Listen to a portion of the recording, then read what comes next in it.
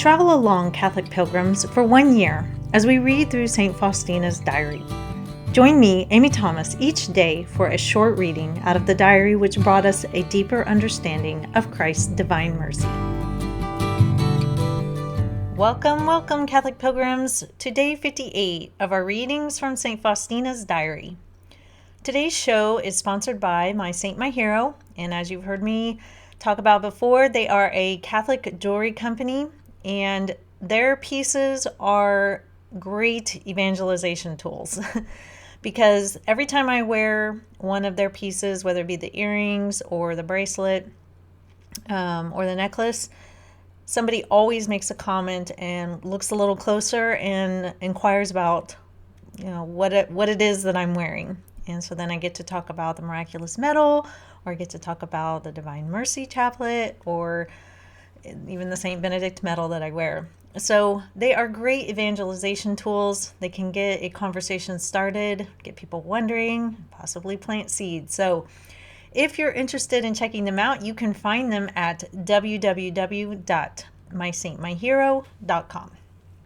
All right, today's readings are from Notebook 1, 209 through 213. I feel like we're really plowing through some of these numbers now, which is good because we only have 1 year. And if you look at your book, you may look at it and feel like, oh my gosh, we're not even halfway through yet. But that's okay. That's all right. We are going to make it through, and we've made it to 58 days, and I think that is incredibly awesome. So we will get started with 209. In my sufferings, I do not seek help from creatures, but God is everything to me. And yet it often seems that even the Lord does not hear me. I arm myself with patience and silence, like a dove that does not complain and feels no bitterness when its children are being taken away from it. I want to soar into the very heat of the sun, and I do not want to stop in its vapors. I will not grow weary, because it is on you that I am leaning. O you, my strength. I fervently beg the Lord to strengthen my faith, so that in my drab, everyday life, I will not be guided by human dispositions, but by those of the Spirit. Oh, how everything drags man towards the earth. But lively faith maintains the soul in the higher regions and assigns self-love its proper place, that is to say, the lowest one. Once again, a terrible darkness envelops my soul. It seems to me that I am falling prey to illusions. When I went to confession to obtain some light and peace, I did not find these at all. The confessor left me with even more doubts than I had before. He said to me, I cannot discern what power is at work in you, sister. Perhaps it is God, and perhaps it is the evil spirit. When I left the confessional, I started to think about his words. The longer I did so, the deeper my soul sank into darkness. Jesus, what am I to do? When Jesus approached me with kindness, I was frightened. Are you really Jesus? On the one hand, I am drawn by love, and on the other by fear. What torture! I cannot describe it. When I went to confession again, I got the answer, I do not understand you, sister. It would be better if you did not come to me for confession. Oh my God, I have to do such violence to myself before I say anything about my spiritual life, and here I am getting this answer. Sister, I do not understand you. When I left the confessional, a multitude of torments oppressed me. I went before the Blessed Sacrament and said, Jesus, save me. You see how weak I am. Then I heard these words, I will give you help during the retreat before the vows. Encouraged by these words, I began to go forward without asking anyone's advice. But I distrusted myself so much that I made up my mind to put an end to the doubts once and for all.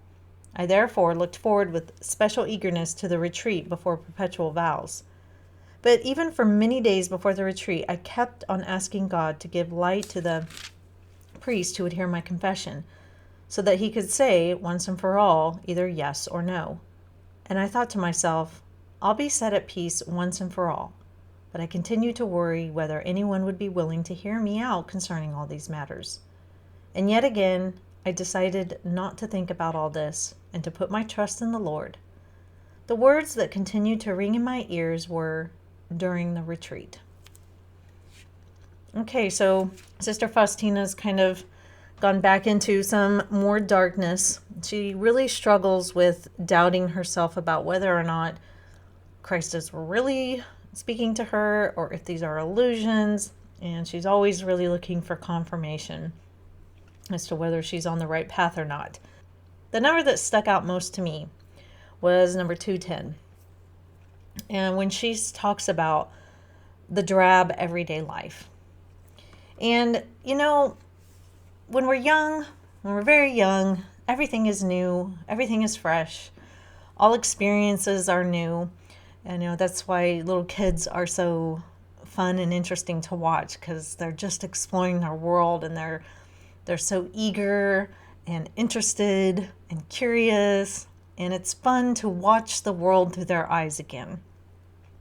But then life happens, and we get on this path where, you know, every day kind of becomes a similar type of day. We get up, we have breakfast, we get the kids off to school, we go to work, we come home, we eat, we sleep, we do the same thing the next day. And I think a lot of people start to see this as kind of just a monotonous, drab life. And so a lot of the ways that people start to fill this kind of void in their life, where they feel like life has just become this monotonous, boring thing, is to focus on the ways of the world. And so they start seeking out maybe alcohol or pornography or tons and tons of entertainment to keep the mind, you know, entertained. And then after a while, those things don't suffice anymore. And so we reach for even more stuff, and we are just trying to keep our life in a heightened state of entertainment, and especially in our day and age where we don't have to work constantly for our food or work constantly for our heat by chopping down wood. We live kind of a comfy, pleasurable life, and so we have tons of time for entertainment. But that gets boring really fast too. And years ago, I had written a post about abortion, and it drew a ton of pro-abortion advocates to my site.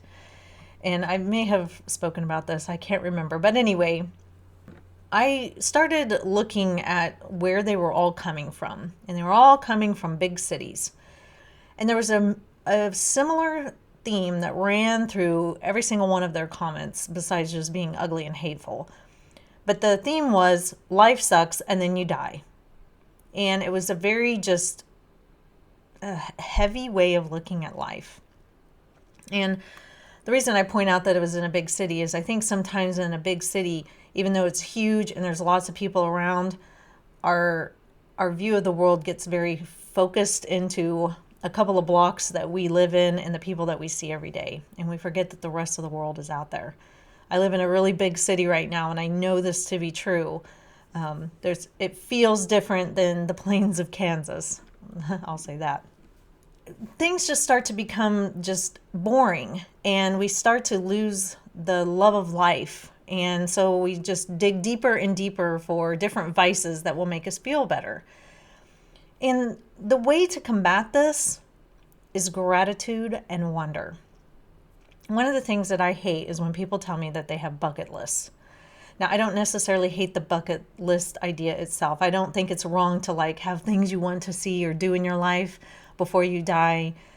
But the kind of the idea behind the bucket list to me is, oh, there's a certain set of things that I should do. When I do it, check, never do it again, mark it off the list, and then I can, share it on social media that I've done this thing, and I don't ever need to do it again. And I think that's incredibly sad, because there are so many things that I've done that I would want to do again, like seeing the Grand Canyon. Here pretty soon I'm getting ready to go on a hot air balloon ride, and I haven't ever been on one before, but I'm pretty sure I would want to go on one again and watch the sunrise over Turkey. And I just think we lose our wonder and our awe, and we just check things off the list because we're just looking for the next thrill. And then once we've done that, forget about it, move on, post a social media picture about it, and forget about it. I think we combat the drab life with having gratitude and wonder. Every day getting up and being thankful for the things that we have, for that warm cup of coffee, for that sunshine coming through our windows, for the sunshine on our skin, just all the little things that we get every day that can, just seem like a continuous cycle, but that we can be thankful for. And then wonder, looking at God's creation as something for us to completely enjoy and immerse ourselves in, I think is key. But what I've noticed too is that the drab life comes about when self-love is what we focus on. And this is huge in our culture right now. Love yourself, love yourself. Now, I'm not saying don't love yourself, but she even says it. A lively faith maintains in the soul in the higher regions and assigns self-love its proper place. That is to say, the lowest one. So there is so much talk in our culture about take care of you, you're number one, only focus on yourself, you get what you need, you be you, don't worry about anybody else. This will make our lives feel drab.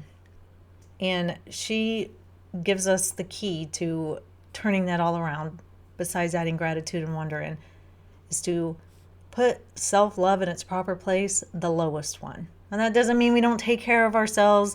That doesn't mean we don't ever take a day to rejuvenate.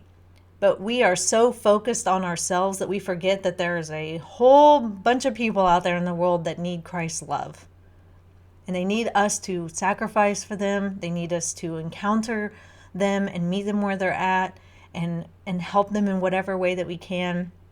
And when we start to do that, life is not drab anymore.